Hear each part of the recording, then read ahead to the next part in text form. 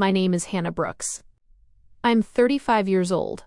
15 minutes before my younger sister walked down the aisle, my mother grabbed my wrist so hard that her nails left marks on my skin and whispered, "Whatever happens today, you will smile. Hand over the lake house after the reception, and never embarrass your sister." My husband, standing beside her in his tailored navy tuxedo, didn't defend me. Instead, he quietly leaned closer and said, "It's only a house, Hannah. Emily deserves one perfect day." I looked from my mother's anxious face to my husband's calm expression, then toward the ballroom where nearly 300 guests were waiting for the ceremony to begin. Crystal chandeliers reflected across polished marble floors. A string quartet rehearsed near the floral arch. Wedding planners hurried through the aisles with clipboards, while photographers adjusted their cameras beneath thousands of white roses flown in from California. Everyone believed this was Emily Brooks' perfect fairy tale.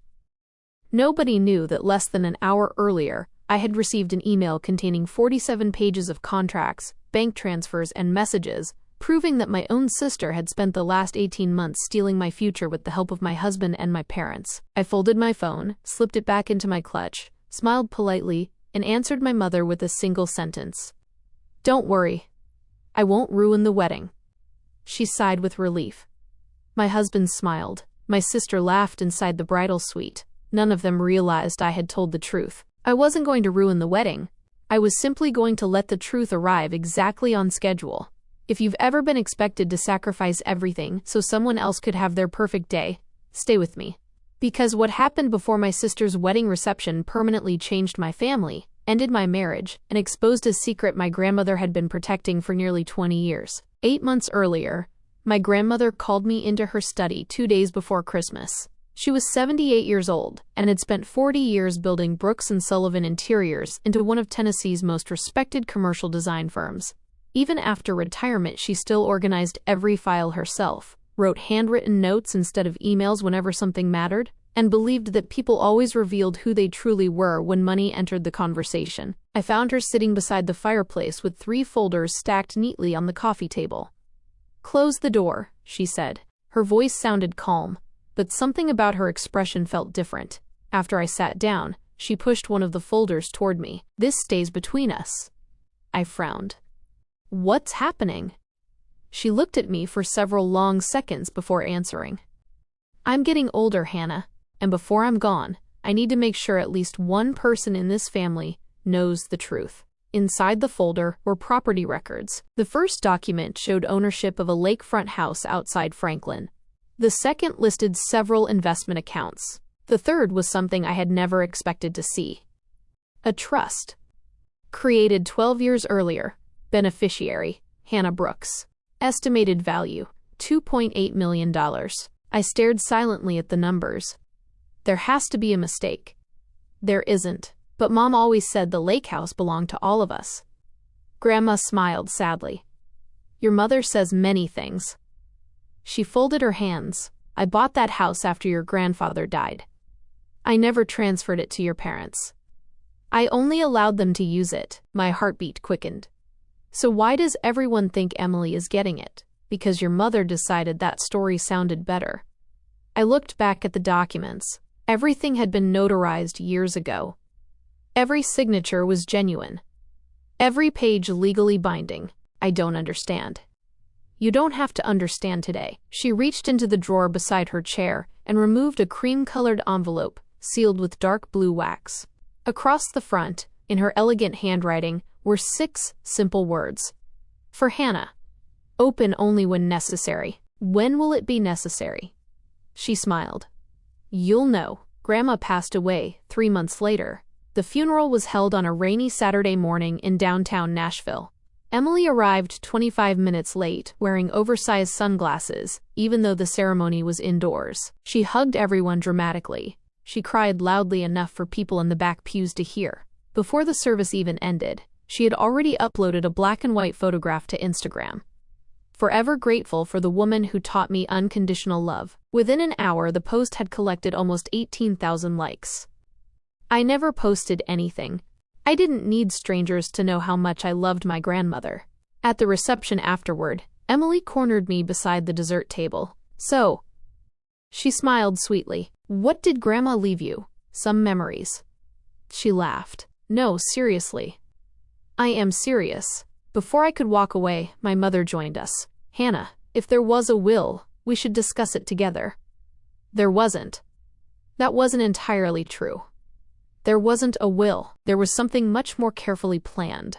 3 days later, I sat inside the office of Grandma's attorney, Richard Coleman. He locked the door before speaking. Your grandmother anticipated conflict. He opened a leather portfolio. Everything inside had already been prepared years before. The trust, the property deeds, investment accounts, ownership transfers, every legal step completed long before her death. Nothing passed through probate. Nothing could be contested. Finally, he handed me the sealed envelope. She instructed me to give you this only after the funeral. I turned it over in my hands. What about my parents? They received nothing from these assets. My sister? He slowly shook his head. Nothing. I drove home without opening the letter. Instead, I locked everything inside my office safe. For reasons I couldn't explain, I felt as though Grandma hadn't just left me an inheritance. She had left me a responsibility. And somehow, she already knew exactly what was coming. For most of my life, I believed there were only 2 children in my family. Emily, the bright one, and me, the dependable one. Those weren't official titles, of course. No one ever said them aloud. They didn't have to. Every birthday, every holiday, every family dinner reinforced the same invisible rule. Emily wanted. I provided. When I was 10, I saved birthday money for almost a year to buy a mountain bike I had admired in the window of a sporting goods store. On my birthday morning, my father wheeled it into the garage. Before I could touch it, my mother called Emily outside. She was only 4 years old. Look what your sister got, Mom said proudly.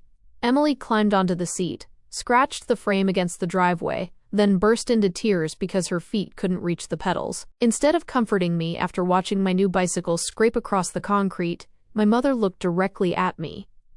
She's little, Hannah. Don't be selfish. That sentence became the soundtrack of my childhood. When Emily wanted my bedroom because it had a bigger window, don't be selfish. When she wanted to wear my prom dress, don't be selfish. When she borrowed my first car for 6 months without asking, don't be selfish. By the time I reached my 30s, those 3 words barely registered anymore. They had become background noise. My grandmother was the only person who ever noticed. One summer evening when I was 16, she found me sitting alone on the dock behind the lake house after Emily had announced to everyone that she planned to become an interior designer just like Grandma. The funny part? Emily hated drawing. She hated measuring rooms. She couldn't tell oak from maple. She only liked the attention that came with saying it. Grandma sat beside me without speaking. After several minutes, she asked quietly, "Do you know why people always ask you to sacrifice?" I shrugged. "Because I usually say yes." She nodded. "Exactly." Then she looked across the lake. The strongest people become everyone else's emergency exit. I didn't understand what she meant then. Years later, those words would return to me almost every day. I met my husband, Daniel Carter, when I was 28. He worked as an architect. I managed commercial renovation projects for one of Nashville's largest design firms. We met arguing over ceiling specifications during a hotel renovation. He bought me coffee after the meeting. 3 years later, we were married. At first, everyone adored him, especially my parents. My mother constantly told friends how lucky I had been to find someone so patient. At the time, I thought she meant patient with life. Later, I realized she meant patient with my family. Daniel never argued with them, never challenged Emily, never questioned why every holiday eventually revolved around my sister. If Emily wanted Christmas dinner moved to another date, Daniel agreed. If she wanted Thanksgiving hosted at our house because her apartment was too small, Daniel helped decorate. If my parents needed somewhere to stay after remodeling their kitchen, Daniel volunteered our guest room before asking me. Every compromise sounded reasonable. Individually. Together, they slowly erased every boundary I had. 3 months after Grandma's funeral, Emily announced her engagement. The proposal happened at the lake house, the same lake house that legally belonged to me. Only no one else knew that. She posted 27 photographs within 24 hours. One showed her standing on the dock with fireworks behind her. Another displayed the diamond ring. Another caption read, "The beginning of forever, in the home where our family's love story began." I stared at those words for a long time. Our family's home, not hers, mine. Grandma's attorney had specifically instructed me not to correct anyone. "Your grandmother expected people to reveal themselves naturally," Richard had said. "Don't interrupt them." So I stayed silent. Again, wedding planning consumed the next 6 months. Emily wanted everything extravagant. A ballroom overlooking the Cumberland River, imported flowers, live orchestra, designer invitations, custom crystal centerpieces. Every new idea seemed more expensive than the last. One evening, she invited my parents, Daniel, and me over for dinner. Halfway through dessert, she unfolded architectural drawings across the dining table. "I've been thinking," she smiled. "The lake house would be the perfect wedding gift." Silence. I honestly thought she was joking. She wasn't. "It already means so much to both of us," she continued. "We're planning to start our family there." Mom reached across the table and squeezed Emily's hand. "I think that's beautiful." Dad nodded. "I agree." I slowly looked toward Daniel. He avoided my eyes. Emily smiled directly at me. "You hardly even use it." I answered carefully. "It's not available." Her smile faded. "What does that mean?" "It means I'm not giving it away." For several seconds, nobody spoke. Then my mother sighed dramatically. "Hannah, don't start." I set my fork down. "I'm not discussing this tonight." Emily's eyes immediately filled with tears. "I knew you'd ruin this." Daniel quietly rubbed her shoulder.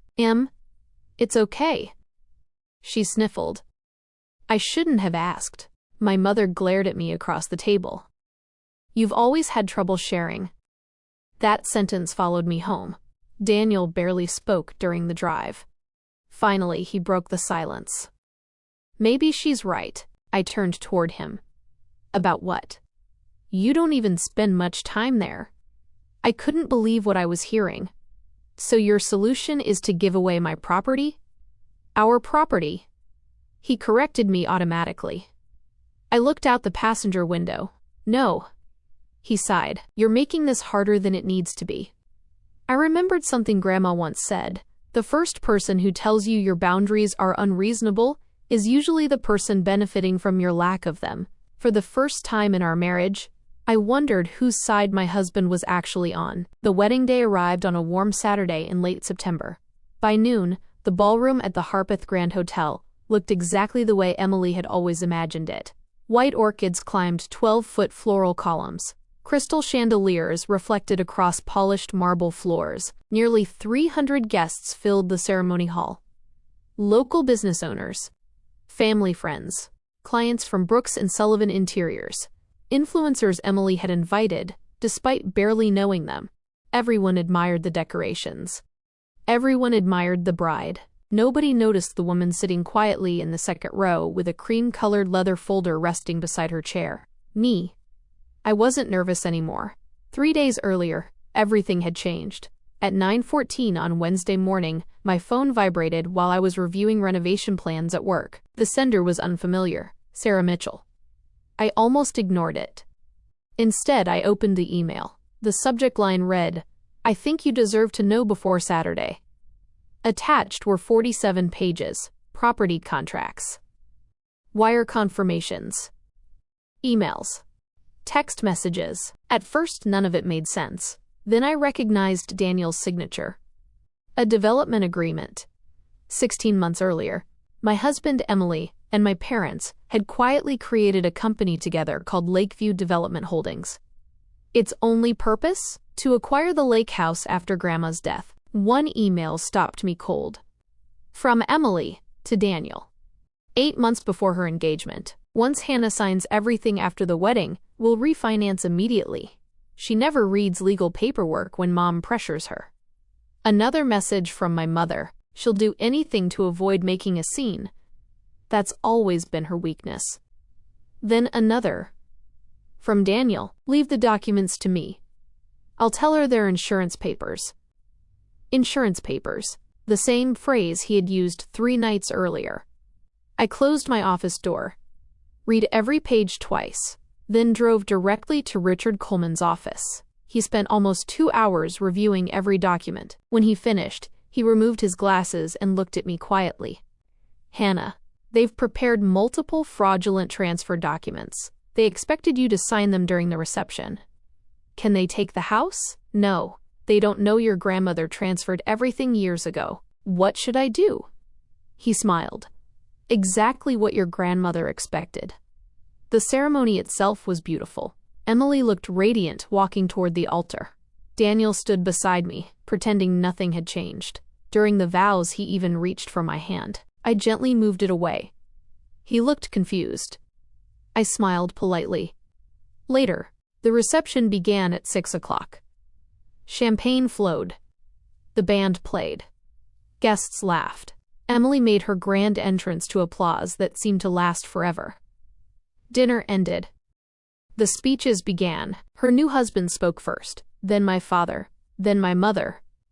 Each described Emily as generous, selfless, the heart of the family. Finally, Emily stood, holding a microphone.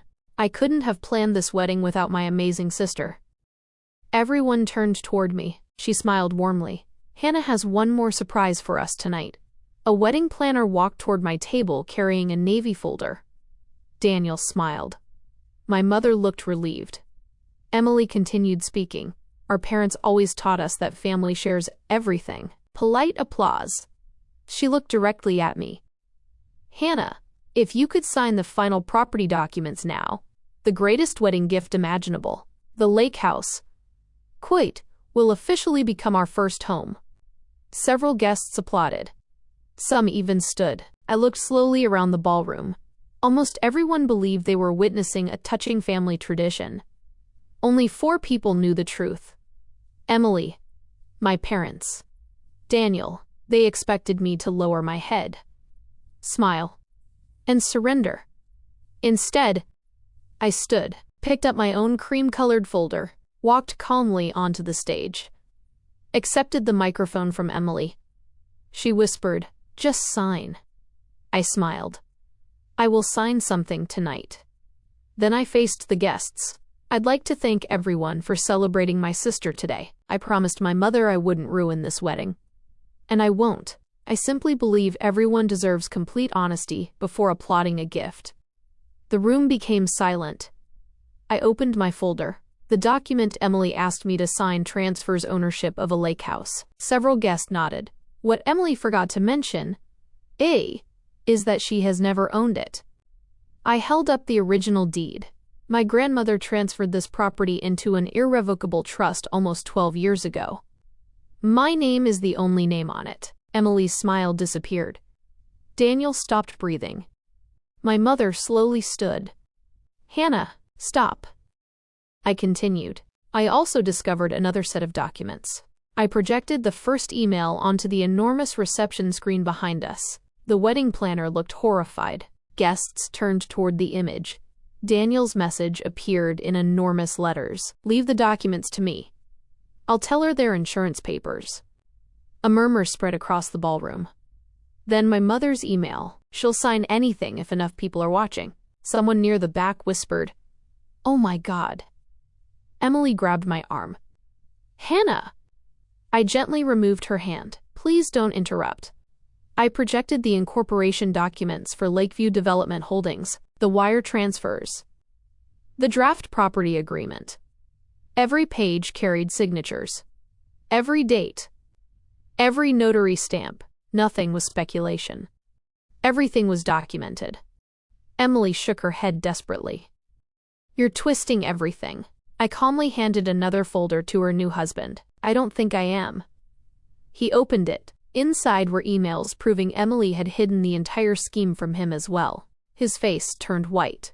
You told me your grandmother promised us that house. Emily couldn't answer. He looked at another page.